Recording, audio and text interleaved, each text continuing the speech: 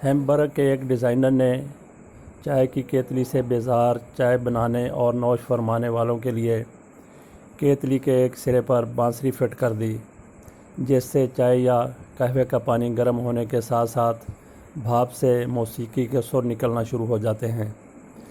ये कोई बहुत बड़ी इजाद नहीं, यूँ समझ लीजिए बावर्चियों और खानसामों के लिए एक तफरीह है। इंसान तो कायनात को तस्खीर करते करते चाँद से भी आगे मरीख तक जा पहुँचा है और यहीं पे इंसान का सफ़र ख़त्म नहीं हुआ। इंसान की बेशुमार इजादात हैं। इंसान जितना भी तरक्की याफ्ता हो जाए, कुदरत कामला की तख्लीक की तर्ज पर तख्लीक नहीं कर सकता। वो इतना ही कर सकता है जितना अल्लाह रब्बुल इज़्ज़त ने इसे शऊर दिया है, इसे समझ दी है। तानसीन के बारे में मशहूर है कि राग के दौरान इसके सुरों के असर से आग लग जाया करती थी। खुदा की कुदरत देखिए। कोकनस एक परिंदा है, खुश रंग और खुश आवाज़। इसकी चोंच में 360 सुराख होते हैं। हर सुराख से एक राग निकलता है। जब मरने लगता है तो लकड़ियाँ जमा करके ऊपर बैठ जाता है।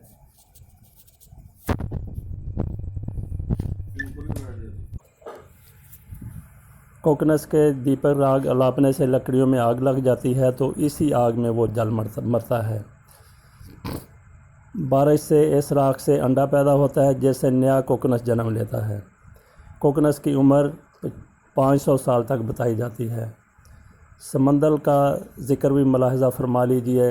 समंदल का ज़िक्र कुरान पाक में भी आया है। ये आग में पैदा होने वाला परिंदा है, जानवर है। आग में ही ज़िंदा रह सकता है। आग से बाहर निकले तो पानी से बाहर आने वाली मछली की तरह ज़िंदा नहीं रह सकता। इसके बालों से बर्तन साफ़ करने वाली जाली बनती है। जाली को साफ़ करने के लिए इसे आग के अंदर रखना पड़ता है।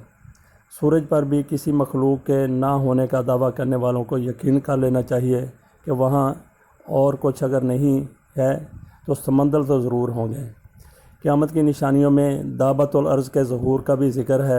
ये मस्जिदुल हराम के करीब सफ़ा और मरवा की पहाड़ियों के दरमियान से एक ज़लज़ले से नमूदार होगा। इस चौपाए का कद 60 गज़ यानी 180 फुट बताया गया है।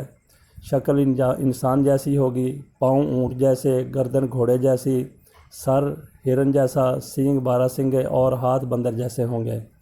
एक हाथ में हज़रत मूसा अलैहिस्सलाम का असा, दूसरे में हज़रत सुलेमान अलैहिस्सलाम की ऊँगश्तरी होगी।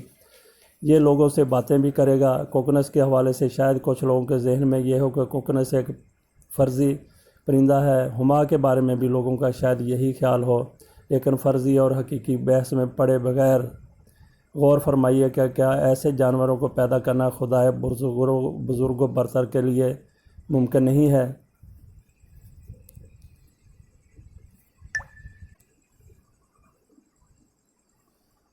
ज़ात किब्रिया के एक कुन से पूरी कायनात तख्लीक हो सकती है।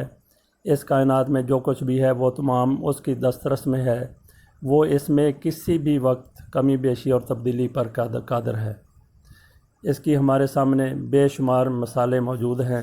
शाहों को गदा बनते, बादशाहों को मोहल्ला से निकल कर जेलों में जाते, नसीब में तख्ता तो तख्तादार भी मुकद्दर बन गया। ये हम लोगों ने अपनी आँखों से देखा है।